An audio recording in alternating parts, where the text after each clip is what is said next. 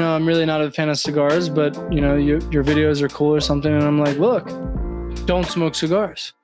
I'll comment that. If you go and you really researched and somebody audited my comments, you would see all the time, if people say I don't smoke cigars, I'm like, good, fine. Yeah. I'm not sitting here trying to get people to smoke. I'm just trying to let an industry live that I love.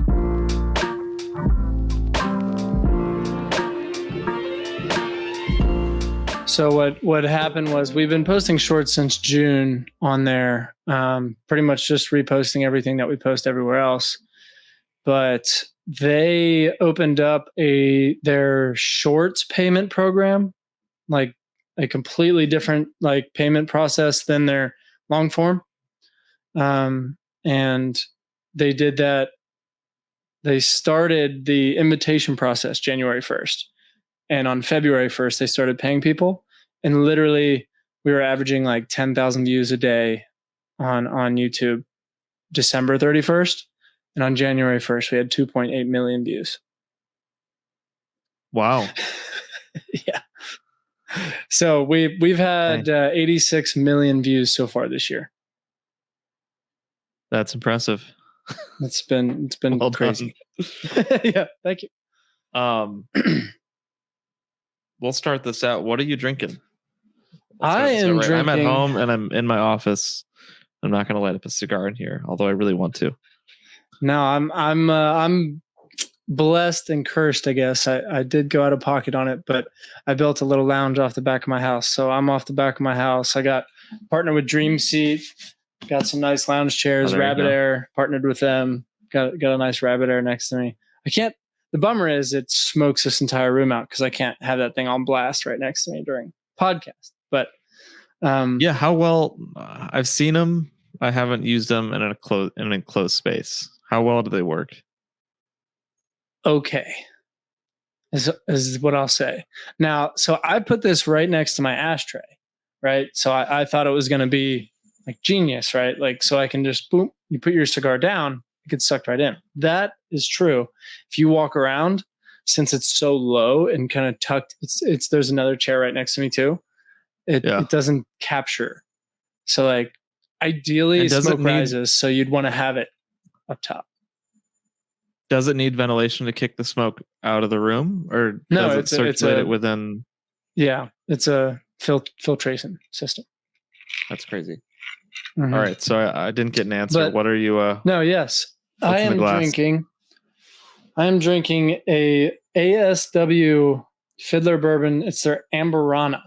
So this, I realized I'd never talked to you about these guys, but these guys, they're a distillery out of Atlanta, and they are making a lot of moves, definitely locally, but they've just won a couple awards in San Francisco and contests and stuff. But this stuff is literally my favorite bourbon right now. That's sweet. So good. Is that just sold down there? No, it's sold nationwide. I'll have to be on the lookout for that. Yeah, I don't know. They're in select retailers. But they're in Total Wine if you have those, and a couple other things. We do. Nice. I was gonna say I'm gonna crack this open, but it's already well underway. Did you? Hopefully you didn't crack it open today. Otherwise, this is gonna be a fun podcast. No, this was this was one of those bottles that last time I went down to Kentucky. It's the Michter's limited release barrel strength. Let's see if the autofocus will actually. There we go. Yeah, excellent. But when I was at Michter's, they had this on their display shelf, not for sale. Yeah, because it's a pretty limited bottle, and they were like, "Yeah, that's not for sale." I'm like, "It has to be for sale. Everything's for sale." And they're like, "No, that one's just a display bottle." I'm like, "So how much does the display bottle cost?" And then they're like, "All right, this is the price." I'm like, "Okay, can I buy it?"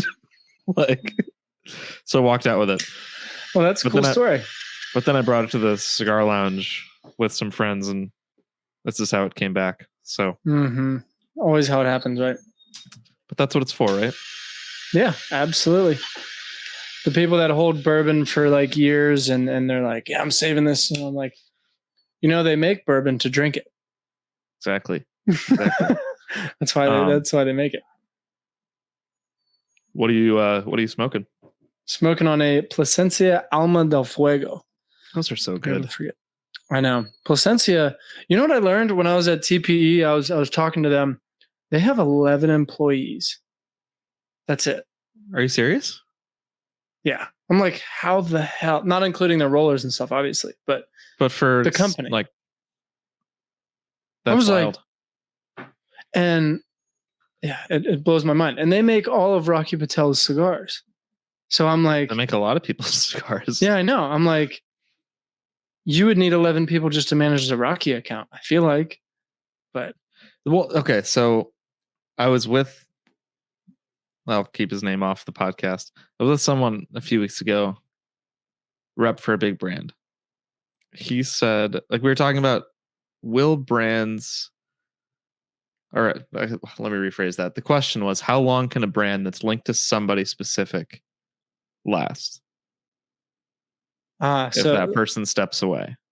Yeah. So someone like Rocky, like, he started his career out in the cigar industry by just going nuts as the sales guy. Mm-hmm. And so every shop in the country knew him. He would travel pretty much every day of the year. Yeah. And he wanted his face to be associated with his cigar because he's like, this is my product. And he knocked it out of the park. Yeah, he did. So, obviously he did great at it. Yeah, and he's still going. And like, I know his travel's slowing down, and his family and his cousins that are running a lot of the business are taking a little bit. But the question was, how long can a company like that go? But, so like, if but there's not that many people behind. The connection to Placencia is there's not that many people behind Rocky Patel. And there's not that many people behind Davidoff, like these huge brands. Is there not a lot behind Davidoff either? It's just shockingly small. Wow. And it's not saying the company's small. Right. But I mean, Davidoff for sure is not tiny. But we've been to PCA. We like, you can fit everybody that's anybody in the cigar industry in the same room. And it's a big room, but it's not that, I mean, not comparatively. Yeah. I mean, when you boil it down in the cigar industry, it's a small industry. Like, comparatively to a lot of different things. I mean, TPE is a great example. TPE is vapes and cigars primarily. They've opened it up to a couple other things this year, but it's vapes and cigars primarily. And word on the street is, well, this year alone, it was like a third, maybe a little less than a third of the show, or a fourth, of the show was cigars. The rest was vape. Next year, the word on the street is it's going to be 2 floors. 1 floor vape, 3/4 of the floor vape, 1/4 cigars. But I don't think the cigar industry is shrinking. No, it's not shrinking. I think it's that the others are getting bigger. It's like absolutely. It's like what we talk about with print is print's not. It has the illusion of shrinking, but there's more print now than there ever has been. It's just the opposing forms of media are also bigger than they've ever been. That's a good way to look at it. I have not looked at it that way, but yeah, I mean, like, online media is just getting bigger and bigger and bigger. It's not that print shrinking. The ratio is changing, but both are still growing. Which, I mean, that's not necessarily a bad thing. So these arts are not, they're not going away. No. But the cigar industry is interesting because you go all over the world and there's cigar shops packed with like what are now our friends' products. Yeah. Yeah. And it feels so small. It's so tiny when you look at the back end of it. No, it's definitely, it's an illusion that I didn't understand until I got a little further into, again, making them my friends rather than, oh, Davidoff, oh, Placencia, oh, Rocky, all this. Mm-hmm. Like, once you get behind it, you realize, it's kind of just good old fashioned farming. Yep. And then on the front end, it's just good old fashioned sales. Yeah. With a shiny wrapper. If you can put a gold inlaid wrapper in anything, people in suits will buy it. It's true. So I didn't introduce you yet. Adam Guard with Dreamer Cigars. Yes. I met you for the first time at PCA. I'd been a little bit familiar with the podcast and the, what would you call it, cigar tips videos that you guys, cigar education, there's the word, on social media, and they were digestible pieces of education for people who are just getting into cigars. And I think there's other people kind of in that space, but you all have kind of taken a different approach on how you do it. And what I like about yours is like, I'm going to quickly answer this question. And it's a question that's on everybody that's new's mind. I'm not going to take you through a 10-minute intro on a video to answer. Am I cutting this wrong? Right. Absolutely. And that's what so now it definitely started out. It kind of took, what we did, the way it ended up being that niche is we just listened to the people that were actually watching us, right? Everybody starts out small. Everybody starts out somewhere. We're a year or 2 years and 2 months in tomorrow. I still remember the first post that I did. It's just a random review on TikTok, and I didn't know what it was. I was just popping it out there. I had like 2 followers, and then, of course, if you read my article, of course, in ATF magazine, you see it just grew, and within 3 months we had 50,000 followers, and that's when I realized this needs to become something more than me just having a little hobby and getting some free cigars on the side or something. And now, 2 years later, we don't even consider ourselves like cigar influencers anymore. We're a cigar education company, and we have a good amount of things in the works that I'd be willing to release on this. One of the things is going to be, we're going to call it DC University, Dreamer Cigars. Yeah. And we're going to have several courses that are cigar related around education, not only beginners, but all the way to rolling your own cigar, the farming process, accessory maintenance. We're partnering with the guy that co-founded Cigar and doing a lot. There's a lot more than just filling up your lighter and lighting it and just cutting your cigar. So you can go full extreme, and we're building a site to be able to have whatever level of education you want to do. It's basically Tobacconist University for the consumers, right? But it starts bare bones if you want to. That's sweet. I feel like there's people on both ends of the spectrum of wherever they're at in their cigar journey. Absolutely. You got to start somewhere, and kind of all of that fascinating. Yeah. Like I have not been down to a farm or a factory. Well, I've been to one factory in Miami.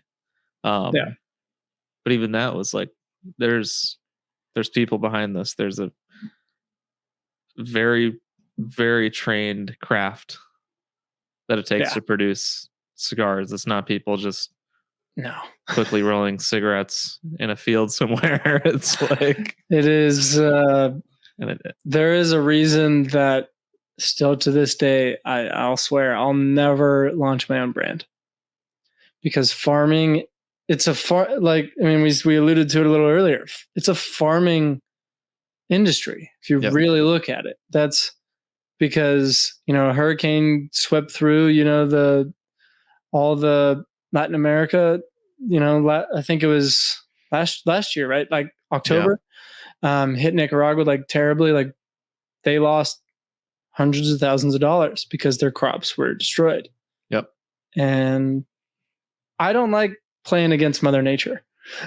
No, from a business perspective. Yeah. Every time I see someone like, we're launching a new brand, I'm like, good luck. Seriously. It's like, whew. And it's just, you just rely on Mother Nature. My dad, when I was little, owned a golf course, and still to this day, he said it was like the worst business he's ever been in. Because he was like, he actually told me a couple weeks ago, if it rained on 4th of July, I would lose $100,000 in revenue. I was like, oh my gosh. How can you, like, it's just, there's enough hardship in business to have to compete with something you can't control at all. Right. Right. Yeah. So let's take this back to the beginning. Who the hell are you? Yes. So my name is Adam Gard, right? Yeah, yes, absolutely. I'm actually happy now because this Dreamer Cigars marks the first time I've had a job over 2 years out of college. I've done a lot of different things out of college. When did you graduate? I graduated in 2019. And where'd you go and what'd you go for? So originally I went to Kennesaw State University. I played football there. It's a small D1 school here in Georgia. And then I transferred to Thomas More University, a D3 school, finished out my football career there. And I majored in education. Okay. So the background story is I had no idea really what I wanted to do. My entire childhood was pretty much based around getting to the NFL. It's all I ever really cared about at all. When I gave up the D3, when I transferred to D3, it was kind of wasn't giving up, but it was a acknowledgement that, all right, this NFL is not going to happen probably. So I was like, what do I do? Always been a very, very big self-help guy. Tony Robbins, all those guys, that's a huge thing of mine that I've been passionate about for a long time. So I was like, well, maybe I'll be a teacher for a little while, get into my speaking career or something, I'll do that and coach football because I like football. I was like, maybe this will work. Yeah. I didn't really know what I wanted to do.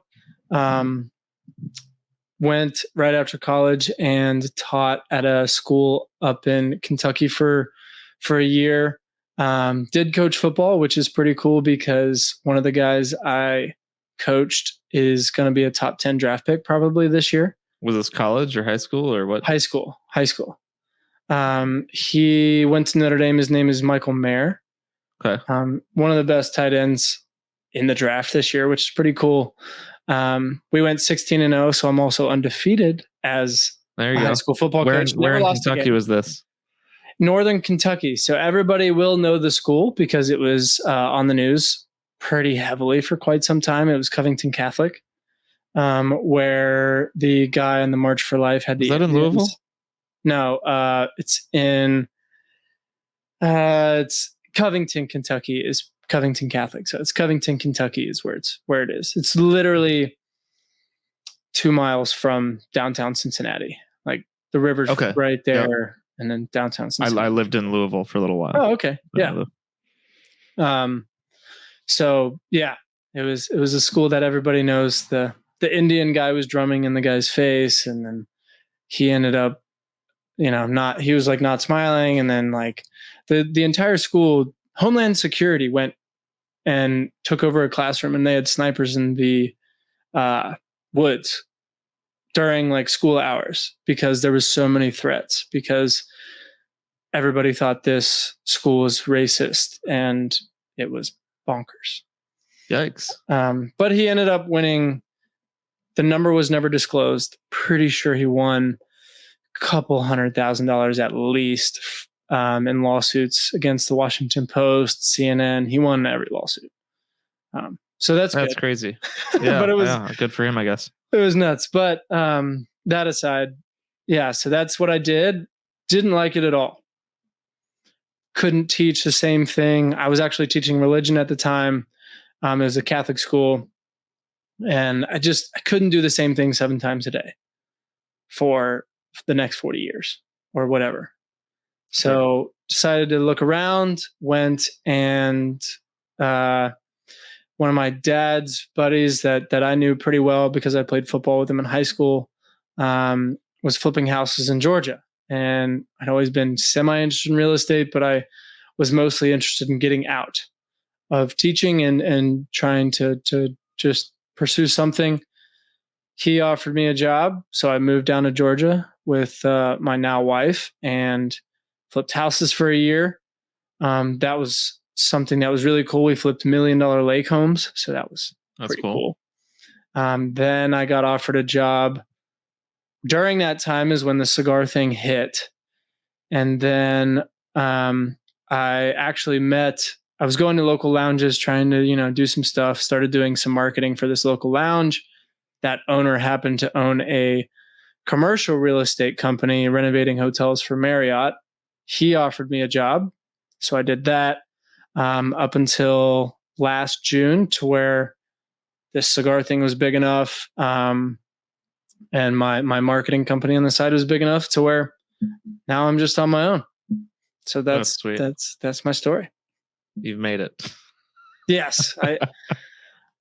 It doesn't feel that way. I would say going on your own comes with a lot of education. Yeah. And that means, not making a lot of money and spending a lot of money while not making a lot of money. I don't think anybody has a story where they start their own business and they work less and they're less stressed and they're like, no. I can say I was traveling on the commercial real estate side. I was traveling 3 weeks out of 4. So that was part of it. I wanted to be home. I actually quit my job the day before I got married.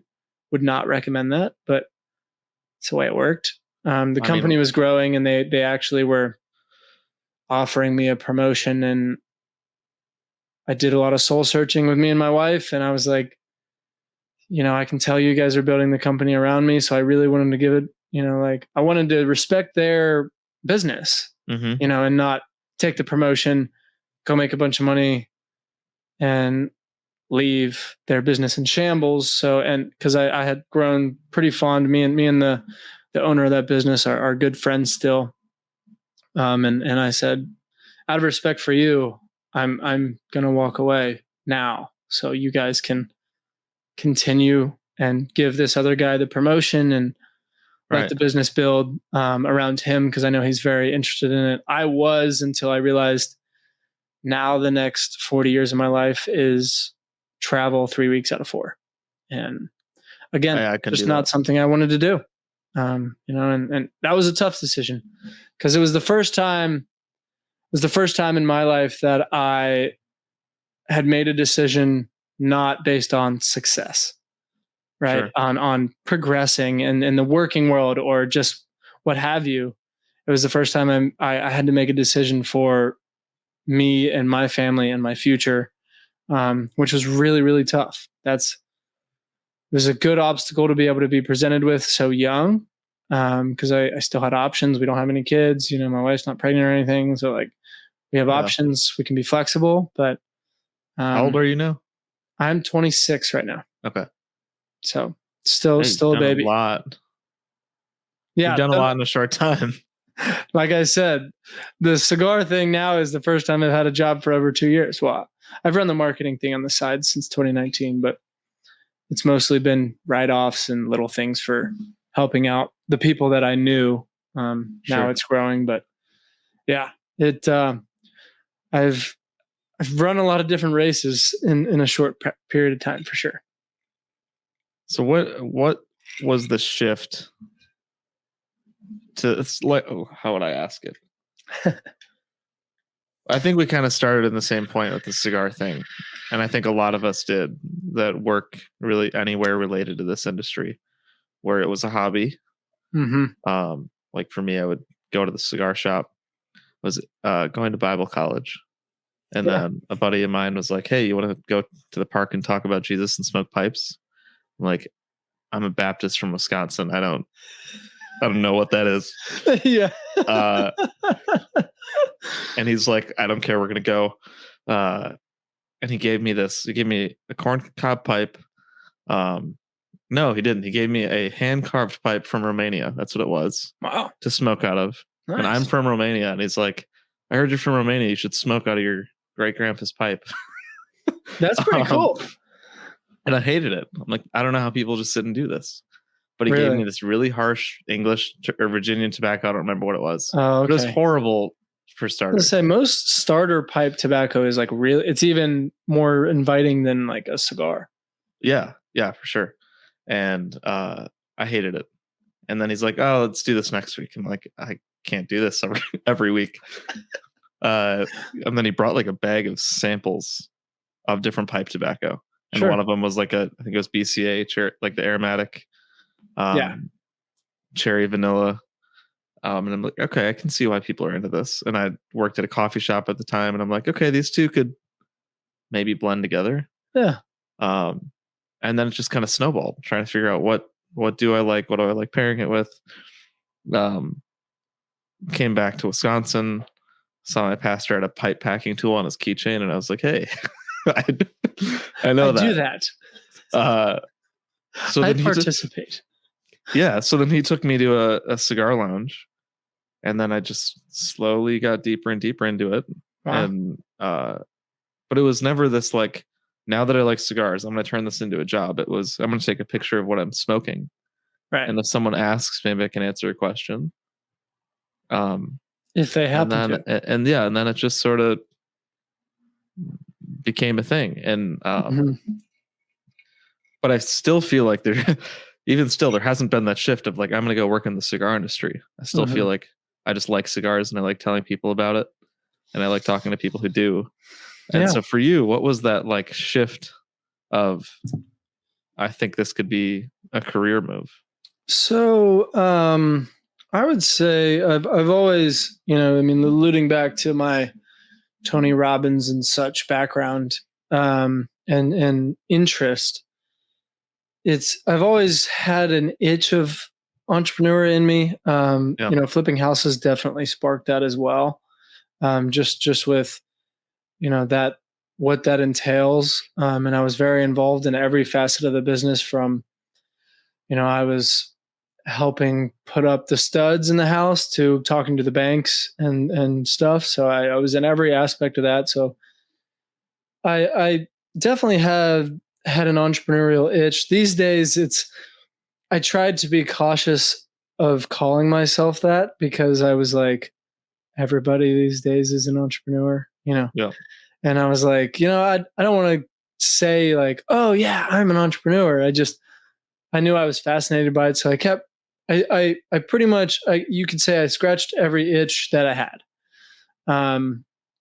and still do. So what basically happened was I was social media has always been an interest of mine. I've dabbled in it since I was a senior in high school. I've tried to do a little fitness, tried to do a little motivational pages that never did anything for sure. Then when I flipped houses, I asked the owner, I was like, do you mind if I try and make this like the HGTV of Instagram? And he was like, sure, I don't care. So I took over that. And then I tried to do that for a while. That was the biggest thing that I had ever grown, but it grew to 700 followers. But I had studied social media all along. And so I was flipping houses, I was doing this, and my wife this was January of 2021. My wife was, like, you need to get on TikTok. You need to get on TikTok. You need to like, just try it. Like, people are going viral all the time. Like, wife, I'm like, you need to get off TikTok. You need to go. Exactly. Yeah. No, it's funny because I'm still that way. Like, I don't surf. I just post. And I've been that way for 2 years. People are like, oh, you're huge into TikTok? I'm like, no. I just post. People are huge into me on TikTok for whatever reason, but I don't. Yeah, for me, people will be like, didn't you see this post on Facebook? I'm like, I don't scroll on Facebook. Yeah. And people laugh now. Like, anybody that grows an audience on social media rarely is scrolling, because it becomes such a job, because you're getting into it. If I scroll, it's to try and get some, education out of it. Like, who's coming out with new cigars? What are different companies doing now these days? But yeah, so I had always had those itches. Social media was a thing. And when I reviewed that first cigar, the first video hit 10,000 views, and I was like, holy crap. Like, I did it. I'm viral, like, which 10,000 views is nothing, but it was my first video. So I freaked out. I bought a bunch of cigars, and I was like, I'm just going to post every day and see if I can take this somewhere. Again, just scratching the itch. And then it just grew. I did one video.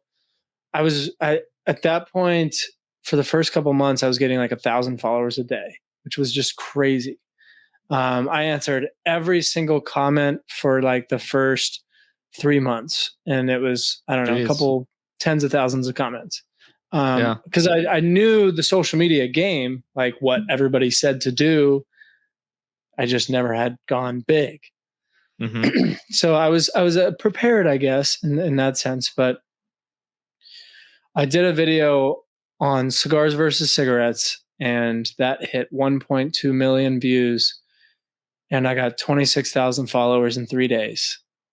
And I was like, holy crap. And that was on TikTok. Yeah. And then a doctor duetted that video, calling me out and saying like, I think what I said was, there's no additives. This is 100% tobacco. Yeah. It was like 3 things. And then I know I said the biggest one was you don't inhale cigars and you inhale cigarettes. Like it was very basic, simple stuff. I wasn't going into any science or any health or anything. Just TikTok doctors like to make content too, I guess. Yep. And he was like, you do inhale cigars, a secondhand smoke, blah, blah, blah. And just, he had 2 million followers. And I think that contributed to my success and growth because he duetted my video. All and press it got is good press. It's funny because that all of that, his name was like Dr. Cap, because he would be like, oh, Cap, like you're wrong, like Cap. Mm-hmm. And half of the comments on that post, you can still go see it. It's like at 1.8 million now. And half the comments are just a cap, like the emoji, because they just came from that guy. And I'm like, great. Thank you for commenting. Thank you for coming and viewing. But after that, I started getting into it more because at that point I had 50,000 followers, and I was like, I'm pretty sure at 50,000 you can definitely monetize. Started like cold calling some brands, and got some interest. One of my earliest brands was Roa Cigars. They've been a huge supporter for a very, very long time. Christian and I are definitely good friends. And I realized more when I started posting a little bit more of the comment answers, like answering the comments, because I didn't know what content to make at the time. So I was just like, I'm going to answer this comment on a video. All of the comments were super, super simple. Super, very small beginner level stuff. And I was like, I think I have like a specific audience here. I didn't know at the time nobody else had that audience. I was just like, I think this could become a thing. And in the beginning, I told my wife, I was like, yeah, if I can just like fuel my cigar habit out of this, that's fantastic. I can just, or my hobby or whatever you want to call it, passion now. So it started out with just free cigars. It kept building. A lot of brands started reaching out to me, I was like, wait a second, what? And then I was like, I wonder if I can do this as an influencer and become a real influencer. Mm-hmm. That's when I learned that cigars are the worst for that. Social media, all of that's terrible.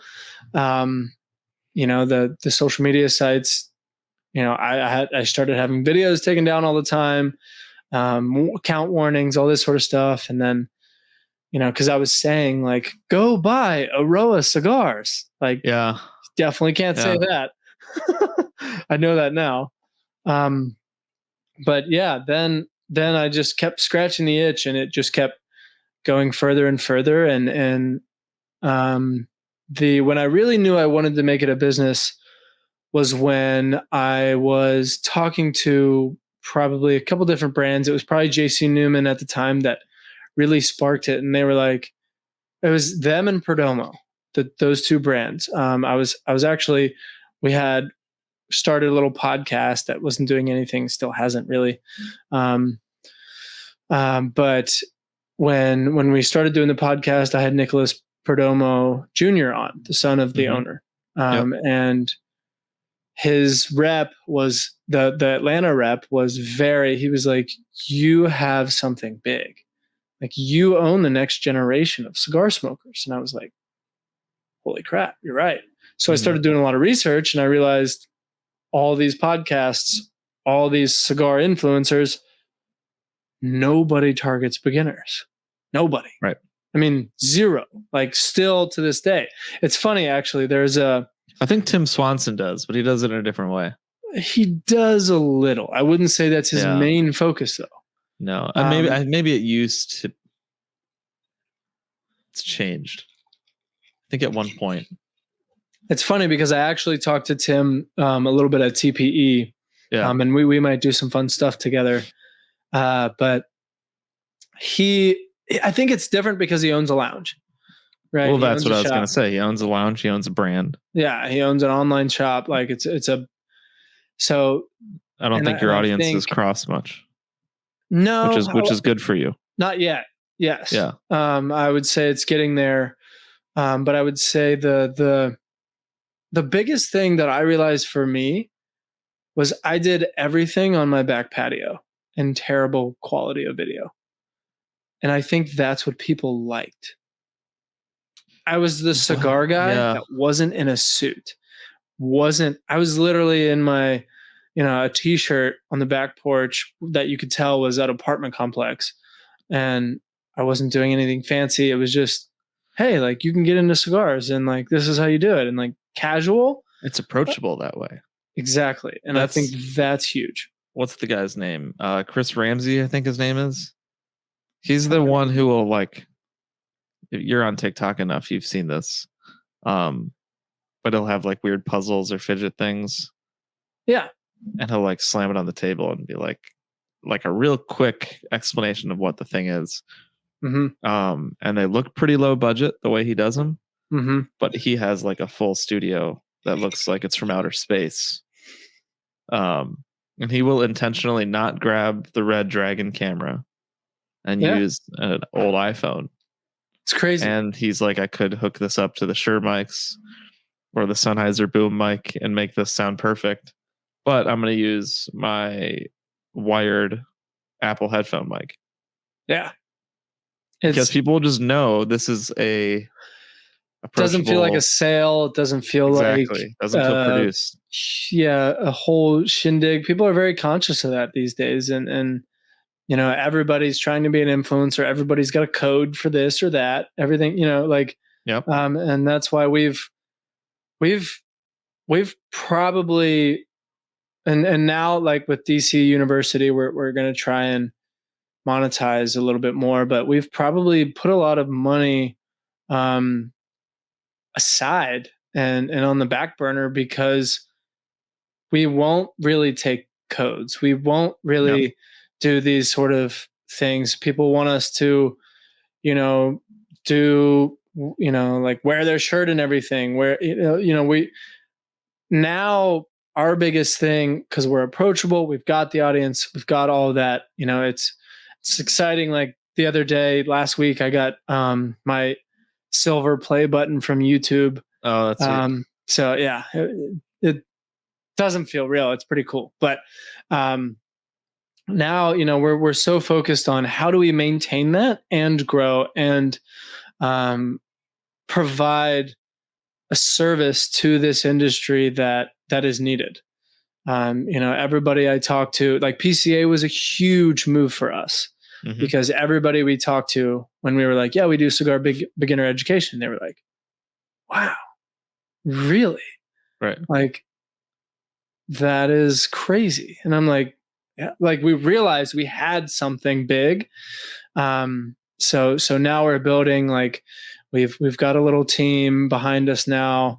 And we're making a little bit more money, but obviously we're not going to make any money. Like I've got, again, like that out of the 86 million views we have this year, probably 83 are from YouTube. And YouTube pays, but they don't pay cigar guys. Yeah. So have you found a way around that or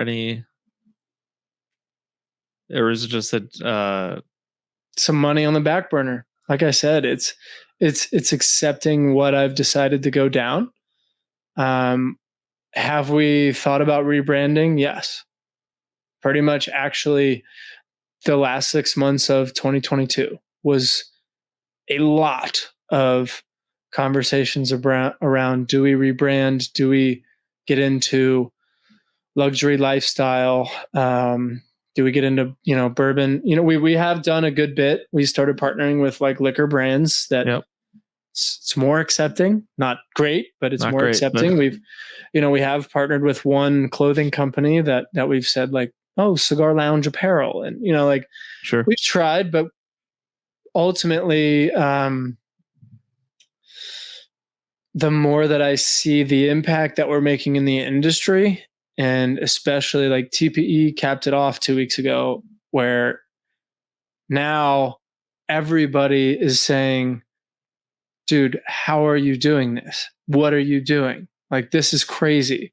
I can't say this for certain, and I'm not trying to toot my horn, but it's just, I found something that's different than what everybody else has done. I don't think anybody in the history of cigars has ever had 86 million views in a year, let alone 3 months. Yeah, you're doing something unique. So now I feel a sense of responsibility for the cigar industry to push it. Like we've even talked to PCA, like how can we help beginners learn about what they can do to help on a legislative side? What more can we do in that sense? And I think sorry, this is a very, very long-winded way of saying monetizing in business and cigars, but now it is a passion. It is, if I can sit in a lounge when I'm 65 and overhear 2 30-year-olds talking over there and saying, how did you get into cigars? And they say Dreamer Cigars, I can die happy. I will know that I helped. I'm not going to say single-handedly because I definitely didn't, but I helped something that I love, something that I believe in, something that I love live on. Yep. That's pretty cool to say. Especially something you've put this much time. Yeah. 2 years in. It's my longest job I've ever had. I mean, come on. Well, I mean, it's been a aggressive 2 years though. So you say 2 years, but some people could just like sit back in their chair and do nothing for 2 years and say, look, I've been here for 2 years, but you've built your own thing. Absolutely. No, we've very different toll on yourself than. Yeah. Luckily, when I get stressed out at work with cigars, I can have a cigar and become less stressed. Yeah. That's the beauty of being an entrepreneur in the cigar world is you can de-stress while you're stressing about the thing you're de-stressing with. Have you found, I'm very curious about this. Have you found it to feel like a job where then when you think of cigars, you feel like it's work? Or are you still able to break apart from your work brain and enjoy a cigar and not think about it's a great how question. This might relate to work? It has been both. Periods of both. Okay. The last 6 months of 2022, definitely work. Because we were rebranding. We were trying to find our lane, trying to monetize has been the biggest hurdle. The truth is I could, like I said, I could go ahead and start my own cigar line and probably sell a lot of cigars. We did actually look into buying a lounge here in Atlanta. We went down that road for actually quite some time. It didn't work out, but that was, a lot of different stuff. That was work. It's a whole different business. Trying to scale, right? Because before that, candidly, before I left my job, I was okay with not monetizing. Yep. And just building. I didn't care how long it took to build. Once I was on my own, the money starts to become a little bit bigger factor. Yep. And the more that we built, that we were growing, the more that I was like, we need to find out also, besides money aside, we need to find out who we are in the industry. Sure. We have a presence. People know about us.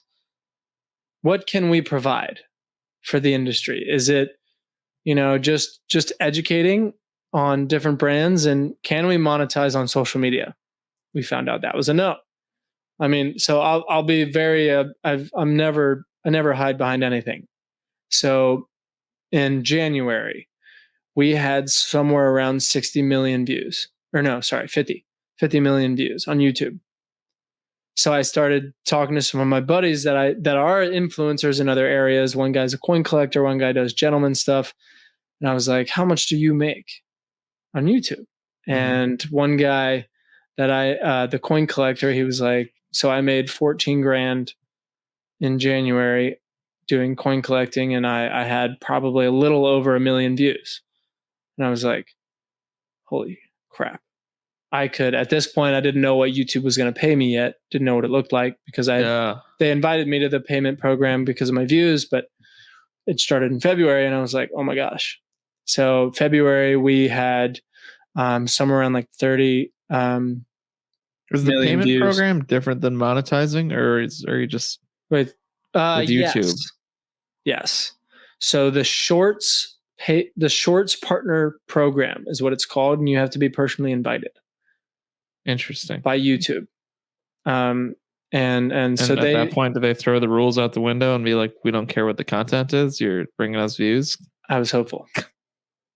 I was really hopeful of that, especially since they launched it in 2023. They opened it up for invitations in January. February 1st was the first payment day.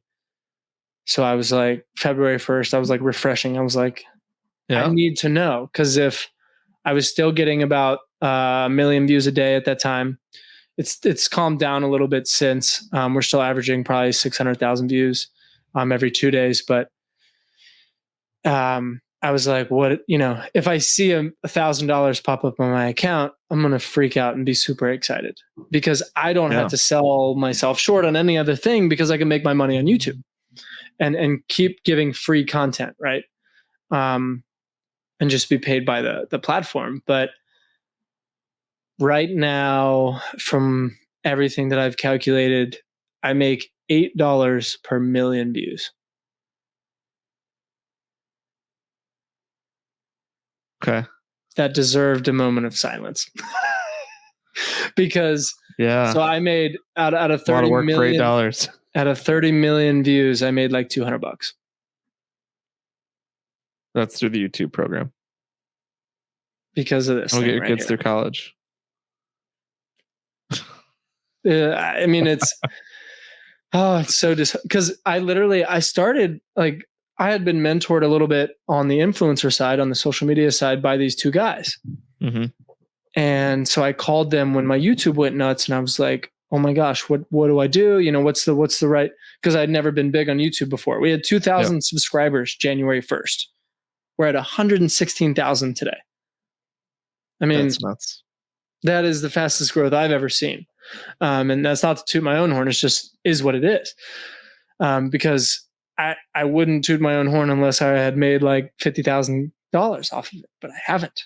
Right. I made like 300. Yeah. But they asked me what I was doing. My mentors in the social media realm were like, how are you getting these views? Right. We can't do that. The guy was like, you've had 50 million views. I've had 1.2. I was like, yeah, you made $14,000 and I made 200. And it is not this isn't an insult. I feel like the people who are in this trying to get views don't get the views. Right. No, exactly. Well, to a degree. We won't go into it, but the females do. Yeah, that's a different topic. It's a different realm. But no, that's the challenge, and that's something that I've been willing to accept at this point. Yeah. That I am still going to. Nothing has changed. The fact that I was about to make 50 grand and now I make 200, nothing's changed. The goal's still the same. The content's still the same. I'm not going to change anything. I'm still here to provide a service, and I think I'm a subscriber to. If you provide a good enough service to people, the money will follow. So that's probably right. And eventually, I believe eventually, what will it, and it does require a little bit of ingenuity as well, which is why DC University is going to be big for us. We're hoping, that people, and why we released the book with Rick Rodriguez on Cigar 101. That's been good. We've sold like over 300 copies now.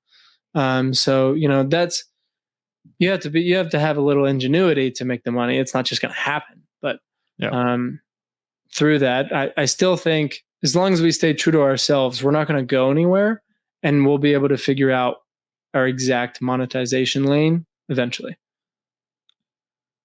Yeah, it's interesting how many different paths brands go down trying to figure out like what is it we want to do and then what is it that we need to do. I'm sure you guys have done the same thing with the magazine. There's a lot of obstacles. Actually, I think you guys probably took the hard route on purpose.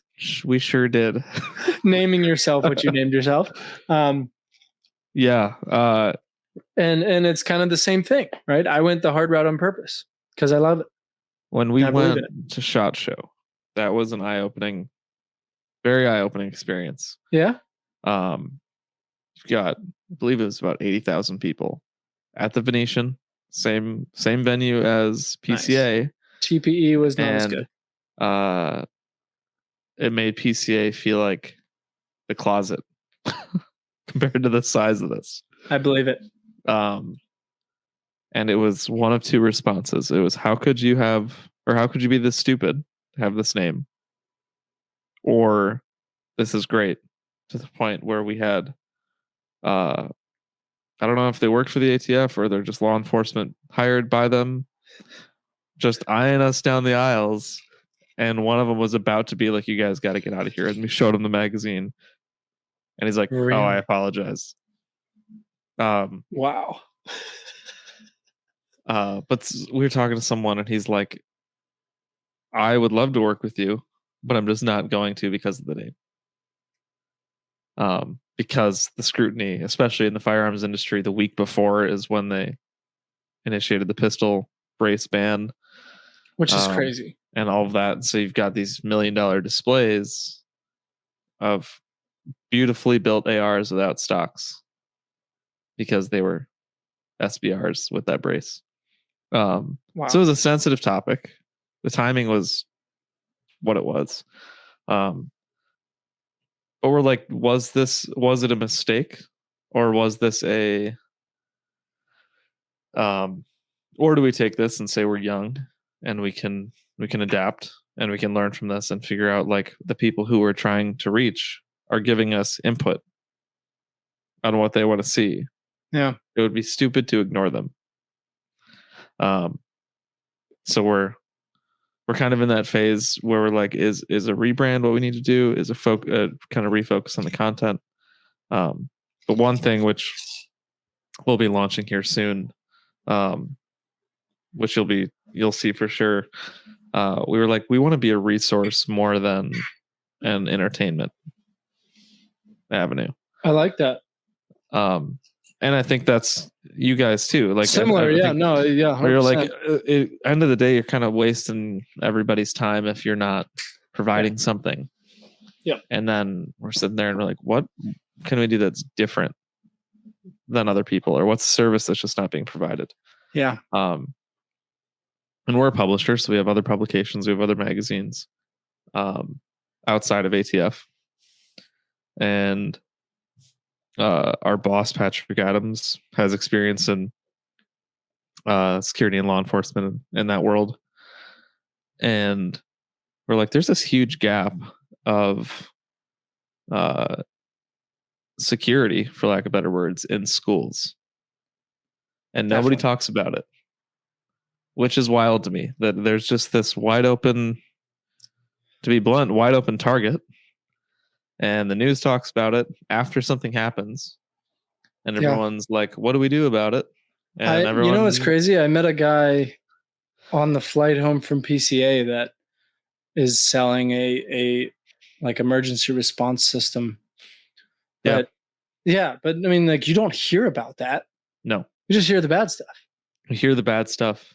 There's a lot of people trying to figure out solutions for it. But then the schools don't know where to start. They don't know how to get the funding.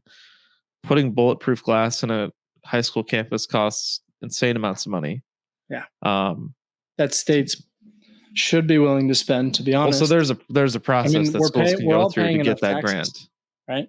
And so we're like, we have the network of people in law enforcement and military and own training companies and build firearms and security systems and all these people, and we're like, a resource that we could provide is putting all these people together, consulting in that sense, and then and then going to schools and say, we have a resource for you. I wouldn't call yourself ATF if you're going to school. No. No, it'll be a totally different thing. Mm-hmm. But through this, we were like, we're missing something, and what can we take the networking that we've done and the resources that we have, and how can we take those from ATF to turn them into something useful for people across the country? Yeah. And so that's going to be our next thing that we're really pushing towards. But it's wild that there's nobody doing it. My mom's a principal, so let me know when you unveil it. She's at a private school, but she has a lot of weight. This is not restricted to public. Or it's not. It's not. They just don't have public. State. They can't probably go get state funding, but yeah, they can. Really? Yeah, and so that's. Well, there you go. Patrick privately has worked with a couple schools on this, and so that are private. So that was proof of concept in Southern California, which is the hardest place to do it. Wow.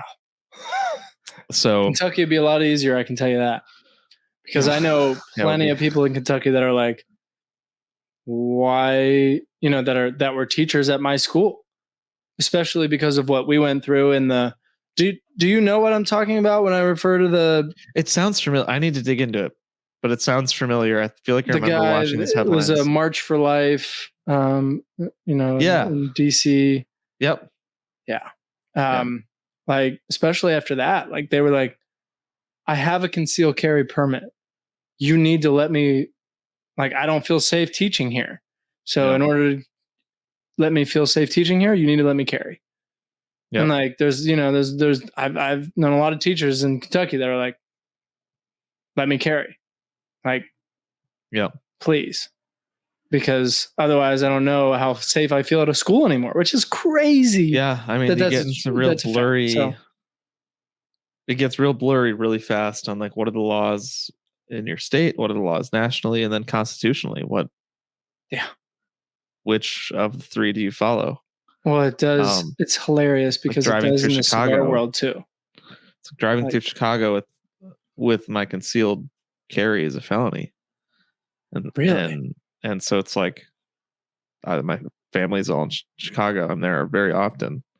And it's like, if I get pulled over, do I say, by the way, officer, like, I'm committing a felony right now? Right, because you're supposed to when you get pulled over if you have a gun. If you have a concealed carry. So that's where it's when you get pulled over, you say, just so you know, there's I have my concealed carry, here's my permit, right? Yeah, and you do it for the officer.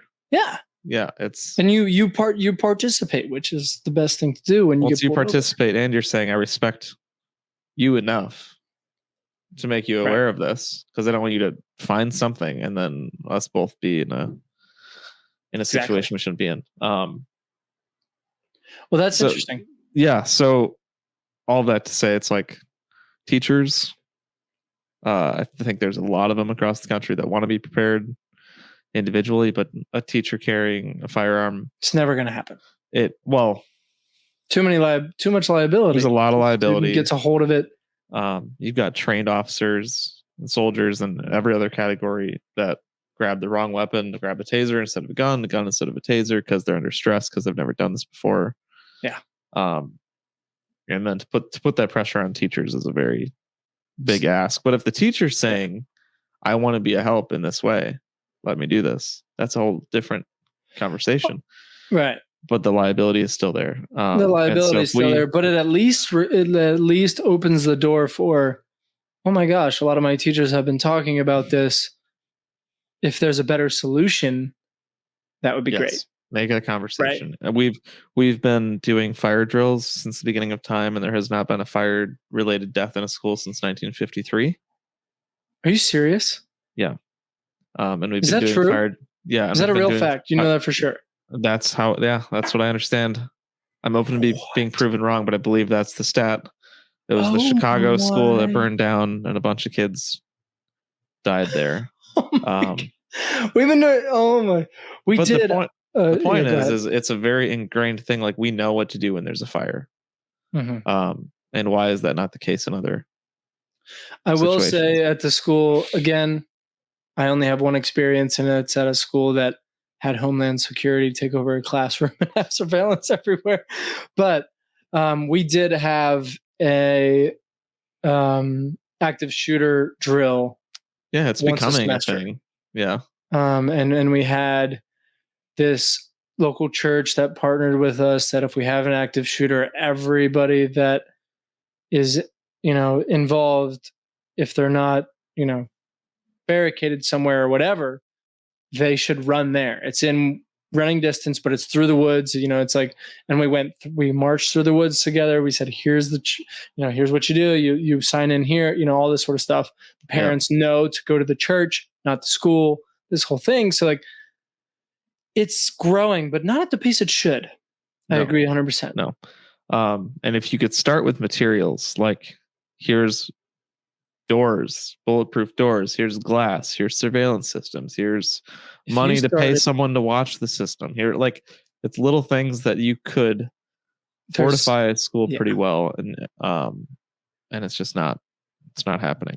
Which is, the truth is, it's sad to have the conversation about having bulletproof doors and windows in a school. Yep. That's the unfortunate part, and there's a lot to that, but it's unfortunate. We rabbit trailed from cigars, but yes. But I think the point of that is learn what you're doing right, learn what you're doing wrong, and then really think through how can I actually be a resource. Yeah. And here's a little one thing I'll add to what we were talking about when you talk about different states and laws and stuff, and cigars are definitely in that realm as well, right? Yeah. Right now, California's trying to pass a complete tobacco prohibition law. Yeah, I saw that. PCA just launched something today about that, didn't they? Yeah. Well, it's been out for a month, but they may have posted something about it today. But yeah, that's huge. But even like in my little world, right? We looked at creating an online store to sell some of cigars that our partners have, right? That we believe in, so the beginners can smoke the cigars, and we can support the brands that we believe should live on, right? Good luck with that. Yeah. So we're in Georgia, right? Which right next to Florida, you'd think maybe it's okay, right? For those who don't know, Florida has a 0% cigar tax. Georgia has a 23% cigar tax. Yep. But I talked to the Department of Revenue about a month ago of Georgia, and I said, I'm looking to create an online site. We're not going to hold any inventory or anything. It's going to be a complete dropship model type thing. And they said, when you talk about state and federal different laws, they were like, it's actually federally prohibited to sell cigars online and to ship them directly to retailers or to consumers. Yeah. And I was like, is that in Georgia or that's federally? They said Georgia won't allow it because it's a federal law. And I was like, JR Cigars, Cigars International, Cigars Daily. Like, I mean, it's probably a state law that says you can't ship from Georgia to other states. I was like, because you're totally the point of true. sale, right? And because I was like, there's people that have cigar websites that sell cigars all the time, and she was like, oh, we're catching them all the time, and I was like, yeah, Nick Liberty's existed since the 90s, so if you just Google buy a cigar online, you're going to find JR Cigars. So you guys aren't finding them. And there's not a federal law, actually. And why are you the one in charge of tobacco and alcohol for the state? Because you seem to be very pissed off about this whole cigar thing. So this is bringing 23% tax rate. And there's, by the way, I don't know if you knew this, the city of Atlanta, not the state of Georgia, but the city of Atlanta is the most populated city in the United States when it comes to cigar lounges. Really? Yeah. Okay. We have 74. Holy crap. Which is impossible. I mean, a lot of people live in Georgia, sure, but are there 74 good ones? No. I have a lot of different buddies that own lounges and stuff, but no. Yeah. All of the buddies that I have, I support their lounges. They should exist. A lot of them are shops and stuff. Yeah. But yeah, it's just again, just a little caveat of it. An example of it's like Davidoff. They, from my understanding, I don't think this has nothing to do with Davidoff. A Davidoff rep was telling me about in Utah can't ship cigars to other states, and they can't ship cigars, or you can't ship cigars into Utah unless it's to a lounge. But a lounge or store in Utah can sell online to Utah. So I'm wondering if that's similar to Georgia, where you could sell to Georgia, but you couldn't sell outside of Georgia. Yeah, maybe. But there's so many stupid laws. That I know they're not listening. We're gonna incorporate in another state and ship. Yeah, that's a good idea. It doesn't matter. But I mean, like a good example is Texas. It got denied, but there was a bill to ban indoor smoking. That was going to literally shut down every lounge in Texas. What's Ted Cruz going to do? What's everybody going to do? You know I love that when there are in Texas. I love that when the mask thing kicked off, there was a brief attack on cigars again. And to prove that you could smoke a cigar with a mask, Ted Cruz got on the news with a cigar and a mask and smoked it through the mask. It's good. It's good stuff. Yeah, it's so interesting. And you'd think that the federal government, which this is definitely a PCA conversation, would be very pro pushing cigars aggressively for two reasons. It brings them money, and if they think it's a health risk, that also brings them money. That is something nobody talks about. It's like you guys win either way. Well, that, and you look at TPE was an eye opener. You look at the vape market. I mean, shoot, you think there's a lot of different cigar companies. There's a lot of people that have their own version of a vape, which blows my mind. Oh yeah, but it's so interesting because Juul is the greatest example, right? Juul died. Are they a company at all anymore? No. That's so crazy. I bought one in my life, and I found it in my car the other day. Yeah, you should keep it. This is a sell relic. It as a relic. Yeah, and I have the mint pods that go with it. Yeah, no, you should keep that for sure and sell it in like 3 years. But it's such a crazy thing that like they're allowing that to just grow like crazy.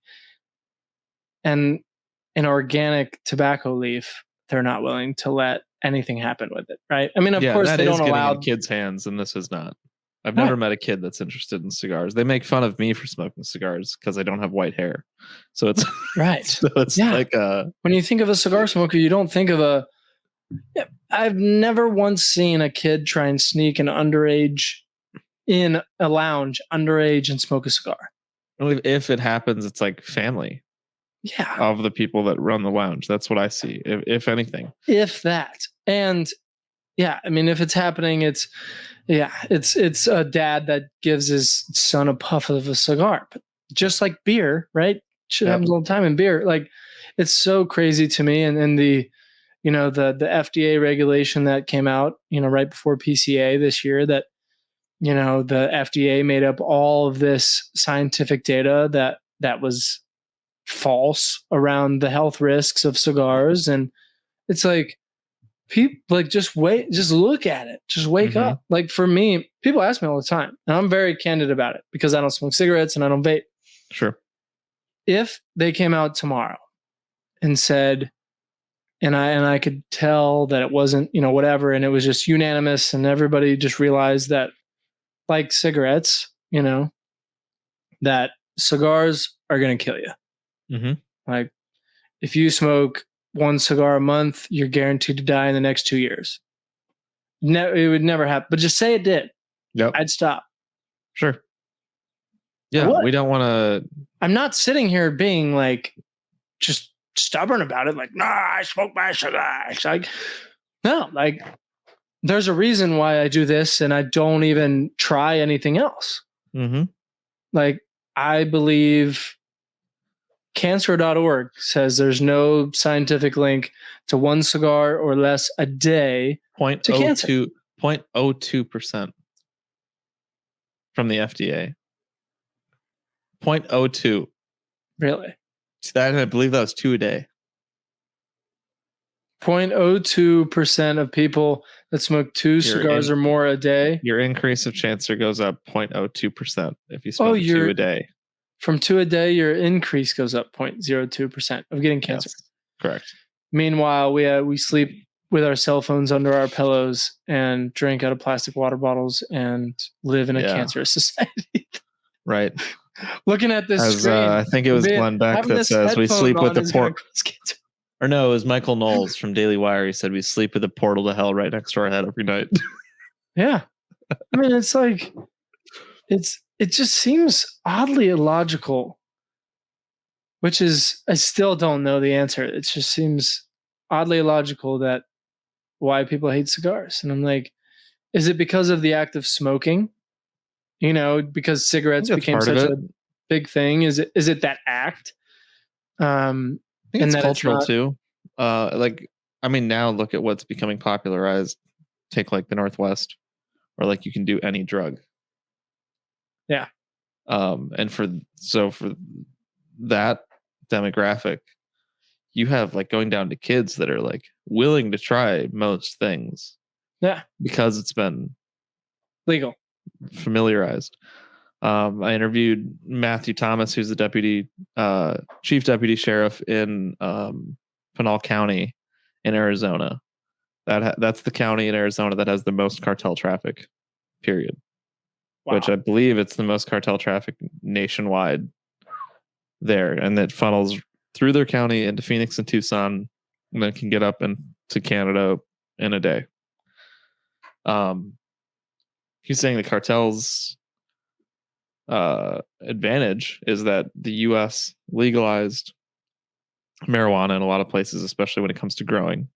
Interesting. So then they were like, okay, now the crop that's reliant on growing seasons, kind of like we were talking about with tobacco, is you're relying on Mother Nature, is no longer our cash cow. So we can just pop up labs everywhere that are not contingent on the weather, and make stuff quickly and sell it quickly, traffic it quickly. And so it's like the legalization of marijuana made it familiar. And then not saying that if you smoke weed, you're going to start smoking crack in a week. But it's like the comfortability with trying something new has changed. And I think society and people who are like against cigar smoking innocently, not saying like they're trying to shut you down, but people who are in a healthy way concerned about it, I think kind of put it in that camp of like, but it could lead to something else. I respect that opinion. Yeah. I respect that view. You know, that's the truth. I really, if somebody, and the truth is like somebody will comment on my stuff and be like, you know, I'm really not a fan of cigars, but you know, your videos are cool or something. And I'm like, look, don't smoke cigars. I'll comment that. If you go in, you really researched and somebody audited my comments, you would see all the time, if people say I don't smoke cigars, I'm like, good, fine. No. I'm not sitting here trying to get people to smoke. I'm just trying to let an industry live that I love. Right. If you ever get up to the Midwest, we'll do a tour of we'll go from Chicago to Minneapolis. It'd be fun. So stop at every major lounge. My family lives in Cincinnati. Okay. That's where I'm from. Okay. That's where I was born. So that's Midwest for me. Next time you have a reason to come up to this area, there's some good lounges I want to take you to. But one of them, tasting room. So you're where again? I'm in Wisconsin. How far is Minneapolis? 3.5 hour drive. Minneapolis is a possibility. Okay. I've So you're not a big football guy, right? My life wouldn't change at all if all sports disappeared. Yeah. Well, then that's fine. I'm not offended by that at all. But I'm not opposed to. I like going to games. I just the Vikings, right? One of their best tight ends of all time, Kyle Rudolph. We are very good friends. Okay. We grew up in Cincinnati together. He took me trick or treating when I was in second grade and almost beat this guy up that tried to scare the shit out of me that was in a gorilla costume. So that's my claim to fame. But I am looking at visiting him here soon. And Bovita's, a lot of the people from Bovita are based out of Minneapolis as well. And we're looking we'll go hang out with Nate and Rob. Yeah, some stuff with them. So the odds of me making it there are way higher than anywhere else around you. Okay. Well, when we do, let me know. Yes. But there's a shop in Madison, which is a little closer to Minneapolis. And I interviewed the owners there. If you want to fly me up, I'll be there. I would love to. The owners there said that we wanted to make a lounge that I'm going to phrase this wrong, but we want to make a lounge for people who don't smoke cigars, was the gist. You want to make a space that they can hang out where they're not offended by cigar smoke. You don't feel like you're walking into an ashtray like some of these old kind of dingy lounges. We want it to be an open space, light, good bar selection, cocktail bar, modern, and they nailed it. Really? And I like that their approach was like, not everyone's going to want to smoke cigars, and not everyone that you want to hang out with while you're smoking cigars smoke cigars. Do you know the owner or anybody in there? Yeah. I would love to get in contact with them because right now our biggest move is putting the book into lounges. Yeah. So Cigar 101, like people who are new that have the courage to walk into a lounge and say, I'm new. They can say, I'll connect you with the owner and the manager. That would be awesome. I appreciate that. They're great people. And any other lounges that that are, because I've done my fair share of sales calls and stuff to lounges, and some of them are like, we never have new cigar smokers because it's a gentleman's club or whatever it may be, right? Yeah. But the ones that do, we want to make sure those guys that have the courage to walk into a lounge and say I'm new get rewarded. I think there's a lot, and I think lounges don't necessarily identify that there are, but if it's a shop that's in any way accessible, like a lounge that I do some work for, I made their website, been going there for 10 years. Yeah, they're like family now. I was talking to them the other day, and I was like, do acid cigars sell? Like, I've never seen someone smoke one here. And then he was like, well, to burst your bubble, that guy's smoking one, that guy's smoking one. I sold 10 of them earlier. Yeah. Only new people. Yep. Or someone who just loves acids. Yeah. Which I guess they exist. Yeah. But his point was, people I got a buddy come in, actually that's like, I love cigars and acid's my favorite. And I'm like, cool. Yeah. The Davidoff booth guy at the Venetian. I asked him, I was like, all right, you're selling overpriced cigars. I'm buying a Davidoff late hour for $65 right now. So what do you smoke? He's like, oh, if I'm really in the mood for a good cigar, I'll have an acid. I'm like, so you don't smoke cigars? No way. Yeah. That's crazy, but it's okay, right? Like in the beginning, absolutely. We all started. I don't like acids. I don't like acids. I'm not a fan of the flavored ones. I've had. You need to smoke one again. It's been 10 years. Well, see, I try because it's of the niche within a niche that I'm in new cigar smokers. I'll have as many as I can. Yeah. Like I will, if I find a new one, I will smoke it. Yep. Because I want to know. Always try something new. Where does this align, right? So GTO cigars, you've probably never heard of them. I have heard of that. Okay. GTO, Oscar Rodriguez is probably one of my closest buddies. He's fourth generation owner of that brand, which is crazy. But they have a cigar called the Hypnotic that is, it's the wrapper's not infused. It's only the cap. Okay. So when you start out, it's nice, like an acid. Yep. But by the end of the cigar, like maybe even this far, it's all gone. But it's a very approachable Connecticut light cigar that by the end of it, you are enjoying everything and you're slowly getting into it. So it fades you into the non-flavored? It fades you in. And what's that called? The hypnotic? Hypnotic. Ah, that's clever. Hypnotic, yep. Well, he's a doctor. I need to find one. I don't know where can you find those? Shoot, I don't know. We're actually, if we do ever launch our site, we're going to be able to sell them. If you find a place to buy them, let me know. And I can pick some up. That's interesting. Just let me know. Shoot me an email or a text or something after this. I'll hook you up with Oscar, and if you guys do a little something, he may even just send it to you. He's a good dude. I'll buy him. One of the earliest partnerships I had. Yeah, them are like Deadwood. Deadwood's not bad. Like the Sweet Jane, that was my gateway from aromatic pipe tobacco. Mine was, I didn't know there were flavored cigars when I started out with cigars, because my dad smoked cigars, so I just smoked what he had. He didn't. Yeah, no one in my family. But the leather rose. So my wife got in on the acid. She smoked only acid for a long time because she would try mine and be like, no. The leather rose is, so I would start somebody out with an acid because it's the easiest. It tastes like grandma's perfume. Sorry, Jonathan. The leather rose or acid? No, the acid. Oh, well, that's fair. But it also tastes like smoking Smarties.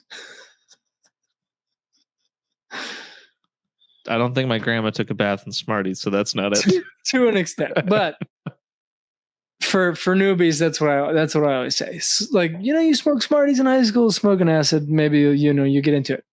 The leather rose is the next step, then the hypnotic, and then there's a ton of beginner cigars that you can begin with. Like the Perdomo Champagne is probably a classic for beginners, and there's a lot that I could mention, but that is, the leather rose is her favorite now, because it is, the entire wrapper is coated, but or infused, I should say, not coated with anything crazy, but it's different, and it is heavier than like your typical acid. You get the premium tobacco experience, I think, with Deadwoods. Yeah, I agree. Not with acids, but with Deadwoods you will. Deadwood you will. Somebody, Roa is about to come out with a Deadwood line. Oh, very cool. So stay tuned for that. So speaking of beginner cigars, where would you start someone? Because I always have this dichotomy of like, I could start you with something really light, but if you know someone and you're like, oh, I know you like coffee, like black coffee, you're probably going to be underwhelmed by a Perdomo champagne. Yep. So this is shocking, but usually I'll be like, try a Liga, because it's not spicy. Yeah, it's full flavor, and it's not going to leave you like some whiskey that's underaged or scotch or coffee or whatever. It, like, you have it and you're like, it's kind of missing something. And I think if it's constructed well and smoke output is decent, and it doesn't leave you kind of looking for something else to round out the flavor, usually you're like, okay, that's pretty good. So it's funny because on my podcast, I ask every single guest, what would be your number one advice for a beginner? So I've compiled a lot of different opinions on this, and it has changed mine because there's a lot of different perspectives. But if I had to give one piece of advice, which is, compiling 2 years worth of content into one sentence, to a new cigar smoker, I would say, one, start out with a short cigar. Sure. Start out with, nothing probably bigger than this. Like, start out with something little. If you smoke your first cigar and it was too small, you're in. right? I feel like if that's what she said, it's somewhere related to this, but it's not. It's not. It would be the exact opposite. But that is a very, very good piece of advice for what I'm looking at. And we've looked at doing co-banded cigars. And if we do that, I think we are going to do petite Coronas. That is the best size, period. And people are going to be, this is probably a petite Corona at this point. Maybe a little different, bigger than a Corona, but yeah. So like smoke a petite Corona. It's has everything involved in a normal cigar. I wouldn't say make it a smaller ring gauge. I would say make it, not that they're going to pay attention to that ring gauge, but this is getting a little bit too detailed. But make it a little thicker so you get the complexity. You don't want the last third of a Lancero because you're not getting the full taste of the fillers and everything. But sure. So start with a short cigar, and the next question, or the next thing I would say is, what do you like to drink? Yep. Just as you were alluding to. If they are a Scotch drinker, then it's fine to go ahead and give them a full body cigar. If they drink their coffee with plenty of sugar and cream and they like, vodka cranberries, then I would start them with an acid. There's that. I think the what do you drink portion is huge. Yeah. Even what do you like to eat can go a little further. If you love some spicy, heavy Mexican or Indian food, your palate is refined. Your palate is it's at least taking a beating.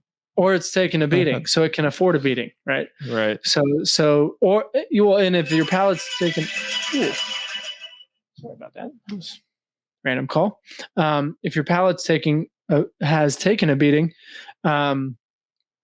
then you can go ahead and say, all right, a Connecticut, you're not going to be able to taste anything, or not all Connecticut's. Now they're getting complex. It's so complex. The smoke Connecticut's, if you're a beginner, is becoming less and less a thing. I don't think that's a thing anymore. Yeah, there's too many Connecticut's that I love have double Ajeros in the filler, and they'll knock you on your butt. Even outside of that, like the Rose of Sharon Desert Rose. Mm-hmm. Like, yeah, dang. It looks like the lightest cigar you ever smoked. Well, it smokes like. I think that's the difference between full-bodied and full strength.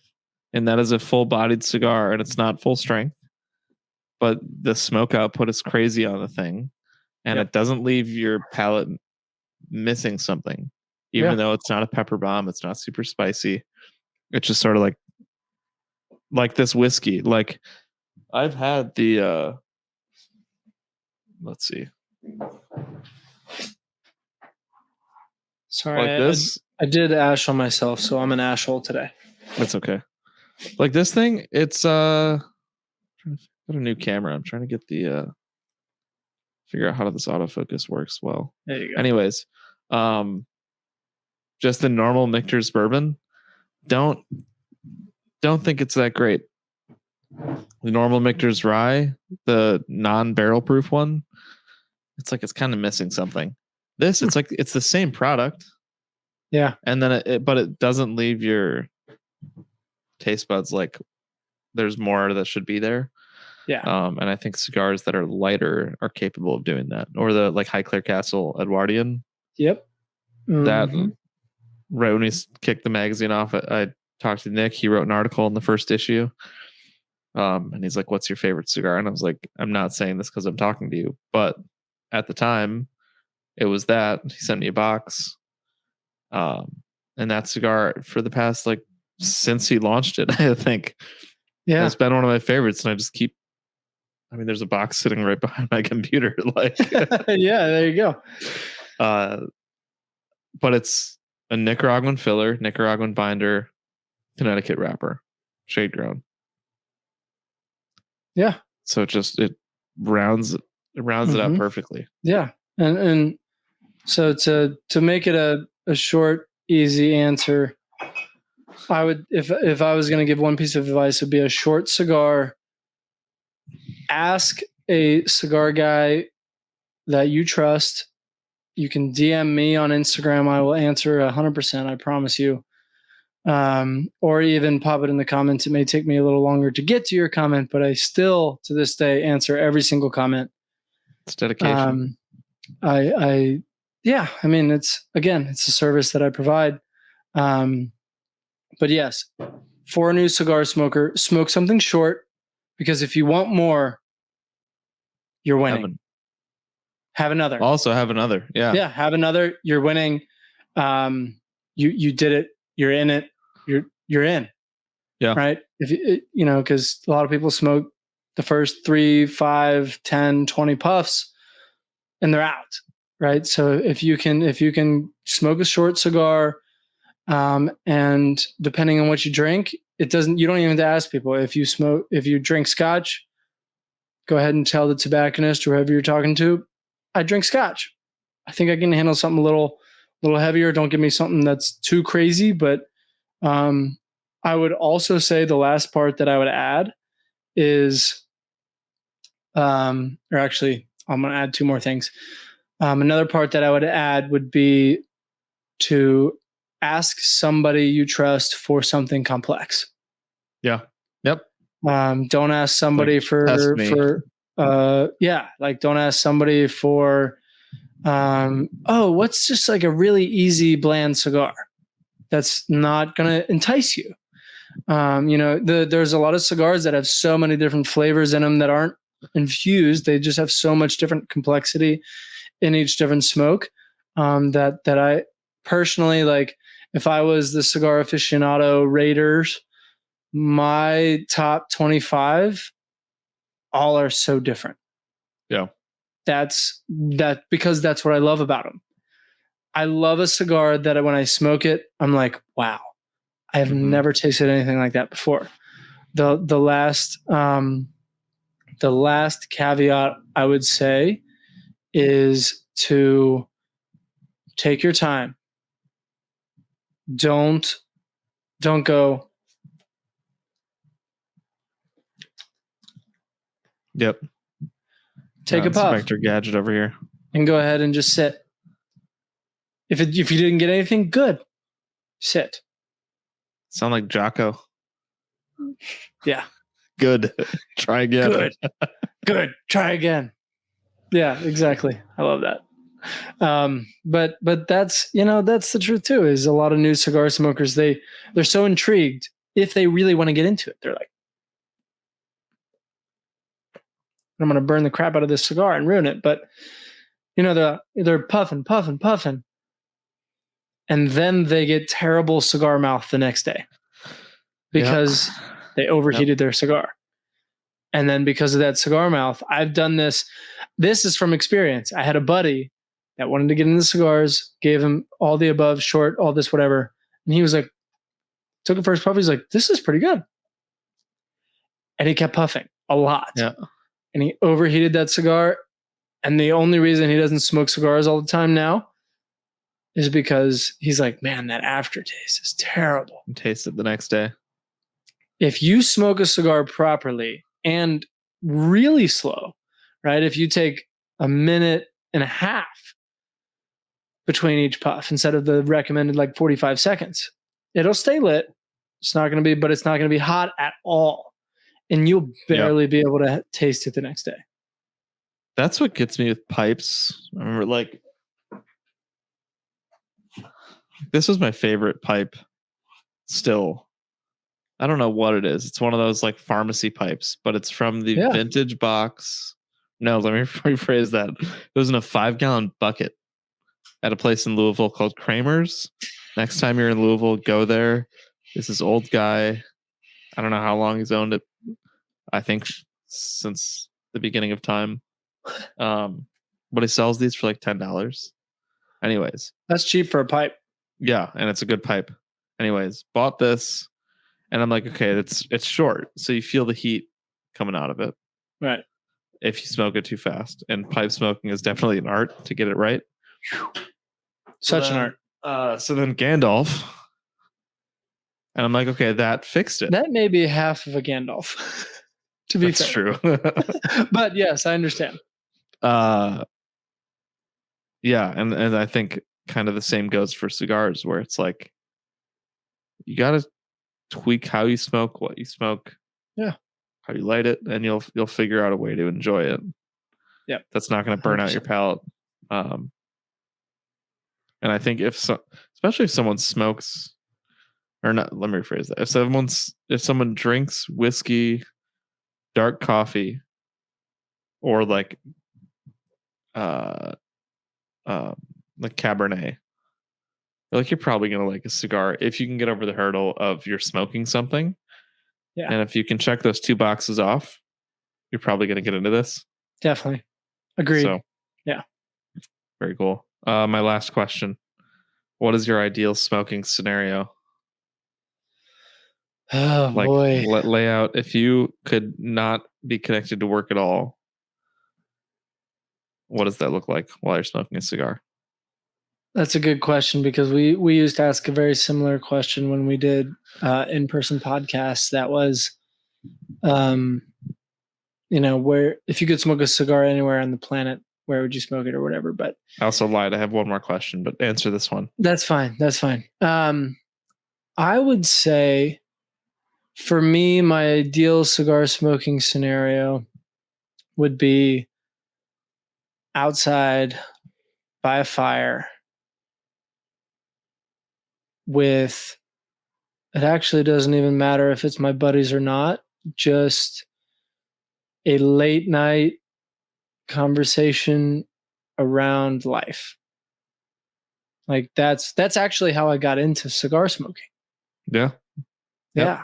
When I was in college and playing football and stuff, and everybody's drinking like crazy, I owned the party house for our football team, and we had a little fire pit out back, and I sat there the entire day. It was like a freaking therapy session. People would come back and forth and just sit next to me because they just wanted to be warm by the fire or something. But I would sit there all day, and I would just, that's my ideal situation, is just chilling by a fire at night, looking over the stars. Preferably, if I could just manipulate the situation to be like either on a mountain or like looking over the beach, in the water, and just relaxing, having great conversations about meaningful things. Yeah, my wife's a therapist. She has got a private practice and then works for the National Guard. And I was like, do you ever suggest to your clients cigars? Because I think that would work. It might help, yeah. She's only smoked one cigar in her life, and it was in Miami after too much wine, and it was a Padron 1926, and she liked it. And I'm like, I would hope so. That's a good cigar. Yeah. Last one. If you could smoke a cigar with anybody. That's alive? No. Can't say Winston Churchill. Well, or Charles Spurgeon. I don't know if he's on your list, but you can't pick those two. So I'm going to go alive just because dead's easy and it's Jesus. Because I think if Jesus was alive, he would smoke cigars. Yeah. And that would be the epitome of what I just said. Yeah. If I was by a fire with Jesus smoking cigars, that would be one day. That would be it. Yeah, one day. Alive. I'm tempted to say Tony Robbins, but I know he wouldn't smoke a cigar probably. If I could smoke a cigar with anybody that's alive,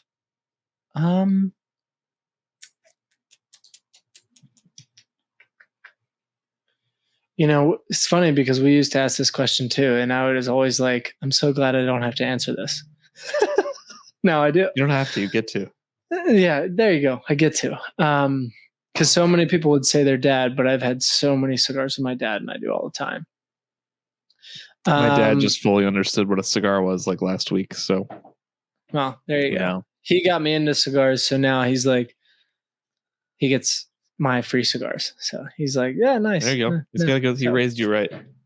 Exactly. But gosh, that's a good question.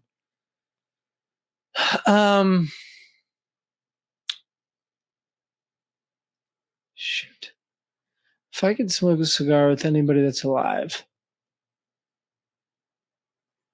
it would probably be Richard Branson. Okay, yeah. My old coworker does. I don't know how that works, but he goes to his island all the time with him now. And are you serious? Yeah, he's a Northwestern Mutual life insurance financial guy. So he's one of those guys who goes with Richard Branson to an island and has like an EDM fest. That's wild. Yeah. I just recently read his second autobiography, Finding My Virginity. And he is, in my opinion, from what I know, the most interesting entrepreneur on the planet. Yeah. And also just an interesting soul that if we had cigars, he may have something else after the cigars, but it would still be fair. It would be probably the most. Says, my mom said I'm either going to be a billionaire or go to prison, so I did both. He's got to be, and he's also kind of what I'm trying to build not my life around, because I mean, I'm not trying to be to his level. I honestly don't even think I would enjoy that. I'm a little bit too much of a family man to be as crazed and be demanded in so many different areas as where he is. But in the terms of being able to scratch every itch. Yeah. So he's had over 160 different virgin companies. Mm-hmm. And so I've actually always modeled what I do around him a little bit. Mine's instead of Virgin, it's Dreamer. Yep. So I own Dreamer Marketing, Dreamer Capital Group, Dreamer National, and Dreamer Cigars. Dreamer National is the parent company. Dreamer Capital Group is my real estate company. But so like that's kind of what I envision is, the Dreamer realm becoming similar to Virgin, not to the scale. Maybe God will burden me with that, as I'm sure he would maybe agree. Yeah. But yeah, that's who I would say. Very interesting. Okay. I like it. Yeah. Well, thank you for doing this. Absolutely. We went over our time, but that's not always a bad thing if you have it. So yes. Where can people find you? Well, anybody can find me. I mean, if you go on any social media site and type in Dreamer Cigars, you can find us. It's either just Dreamer Cigars or it has an underscore after. And soon you will be able to find us on dcuniversity.com and dcdeals.com. I'm excited for that. Me too. So, all right. Well, Adam Guard, thank you for coming on the show. We'll have to do this. We'll have to do this again soon. And if you can get up to the cold part of the Midwest, let me know, and we'll hit up a bunch of cigar lounges. Absolutely will, man. Thank you so much for having me on, and I appreciate what you guys are trying to do. I know your name is controversial, but I know the vision that you guys have and the purpose that you guys have around the company, and I support it 100%. So Thank you for having me on. No, thank you. All right. Thanks, man. See ya.